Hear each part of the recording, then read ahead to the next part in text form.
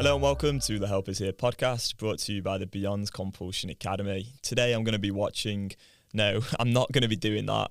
Today I'm going to be talking about watching porn in public spaces.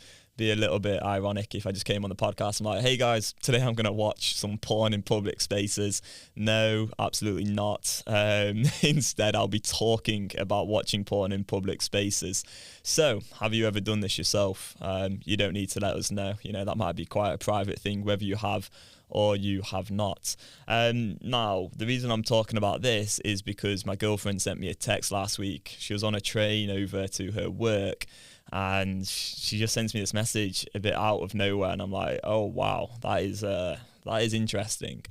So she was on the train, and yeah, there was a guy like basically next to her watching pornography on his phone, and very like visible as well. Apparently he just had his phone like on the table for everyone to see, like no sort of trying to hide it, just there, like watching porn on the train.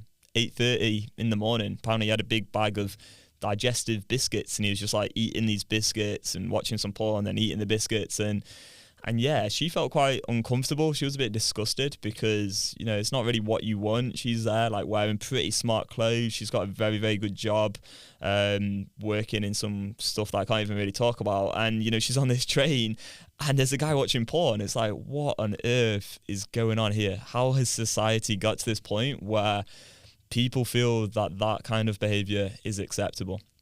Well, look, I was in a porn addiction myself. I have been at a train station once upon a time masturbating in the toilets. Like, I'll say that openly because I understand this issue now. I've rewired my brain. I'm at a position now where I feel literally no fear around relapsing. Like, the idea to me now of relapsing, watching porn, masturbating, whatever, in like a public space is unfathomable. That wouldn't happen, like, because I'm now in control of myself. And so I can talk about this openly, which I'm privileged enough to be able to do through the training that I have received from Mary Paulus, who's worked in addiction recovery over 35 years. She taught me the Beyond Compulsion method. If you'd like to start training yourself to actually rewire your own neural pathways, you know, there's some links below, go check them out.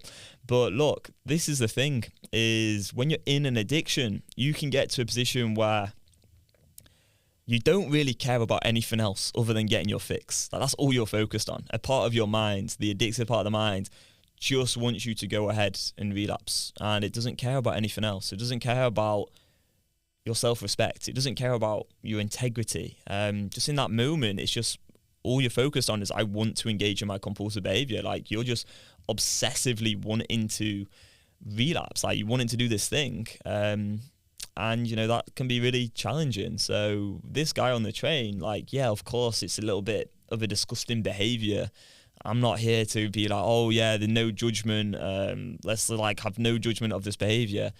But what I am here to say is, you know, let's not have judgment of the person himself, of the man himself, because this man is really in an addiction. You know, I find it hard to believe that you could be openly watching porn on a train without having some neural pathways of compulsive desire, like having that wiring in your brain where he's probably, you know, if we look into it properly, like, he probably got exposed to porn at a ridiculously young age, probably age 10, something like that, age 10, 11, 12, whatever, maybe younger, and he's wired his brain to watch porn.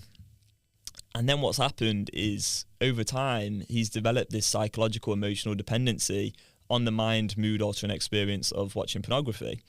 And he's got to a position where his brain's probably so wired to want to watch porn that in a public space, he's still like having that desire, like, quite a lot, you know. It's probably pretty intense for him. That feels very uncomfortable, of course. Then he's probably telling himself, oh, I can't do it, I'm on a train. So then he's in feelings of deprivation. So he's feeling irritated, frustrated, you know, there's this thing he wants to do, he feels like he can't do it. Maybe there is some shame there, perhaps. And then he's like, oh, you know, I just want to get out of these feelings of deprivation. And this isn't even going on particularly consciously, because he hasn't really got that much of education around all of this. And then there he is, you know, he's watching the pornography. on the train in front of everyone. And that isn't a good position to be in life, but I can definitely see how someone could end up there. Like, I've been there myself, basically. I mean, I wasn't doing it on a train in front of people, but I remember like masturbating at a train station toilet because I was in a porn addiction, and I had no idea. This is the crucial bit. I had no idea how to deal with my own mind, how to deal with that desire. And so I felt helpless. I felt like I was a puppet being controlled by this part of my mind. That's where addiction can lead you. You end up feeling out of control and you act out of control. And I think the problem with the porn addiction epidemic that's going on all around us nowadays is this behaviour has become so normalised. And the porn's on social media now more than ever. My girlfriend said that she thought it was probably this platform X. I mean, I said to her, actually, I said like, hey, you know, like what was going on? And she kind of explained it. And she said he was like watching this wrestling video, and then he was like looking at this like porn video, and she saw a letter and she wasn't sure what letter it was. And I was like, oh, was it X? Because I remember when I was on X, formerly Twitter, when I was on it, I remember there was a lot of porn on there, a lot of porn. Like the last time I went on that platform, it was to search up a Josh Windass goal who now plays for Wrexham actually, but he played for Wednesday back in the day. And I wanted to watch that goal. And I remember clicking on this video, watching this Josh Windass absolute screamer. It was like 40 yards out or whatever on X. And then literally immediately after, the next clip was some woman like half naked. And I'm like, whoa, what has happened here? So I went off X, and I've not been on it since actually, not because I'm scared of, you know, being triggered or whatever, because I can deal with that desire, but more, I don't want to expose myself like to porn. Like I don't want to be exposed to porn, sorry. You know, expose myself to porn. I'm there stripping off in front of a laptop with some porn up on it. No, I've said some dumb stuff today. Anyway, funny, at least to me. Well, what should we do then? If we've got this problem, you know, we're masturbating in public spaces, watching porn openly in front of people, what do we do? I think the starting place is knowing that this behaviour is probably not okay with you. There are some consequences. Now it's even potentially impacting other people around you. And yes, maybe it's normalised. Yes, maybe it is on X.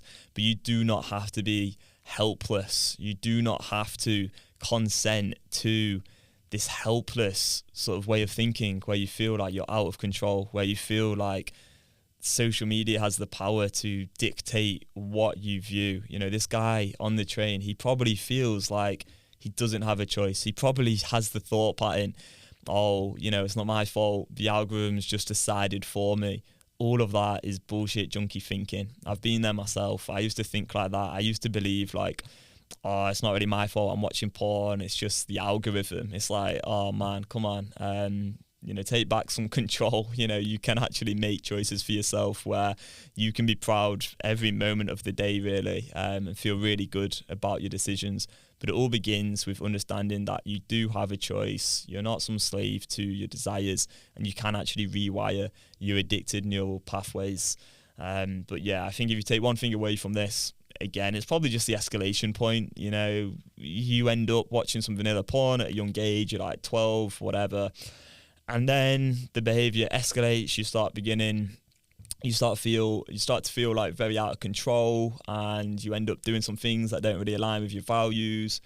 And next thing you know, maybe you're seeing prostitutes, escorts, you're looking at some content that's really not aligning with who you feel you are, or even watching porn on a train. I mean, wow.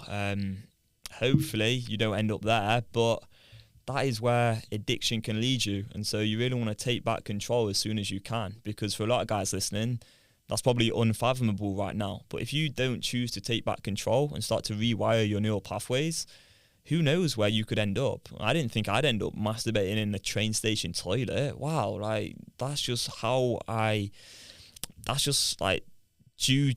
a byproduct of the way I was thinking and the lack of understanding I had of this whole issue, and the way in which I felt so helpless, and just the way in which addiction kind of manifests itself. That tolerance grows, and it can be really, really, you can end up in a really bad place basically. So yeah, I think decide for yourself to really take charge of this issue, like sooner rather than later, because who knows where you could end up if you don't do that. So yeah, we'll wrap up here. Thank you for listening. Really hope this is helpful to you in some way, and we'll see you in the next one. Goodbye.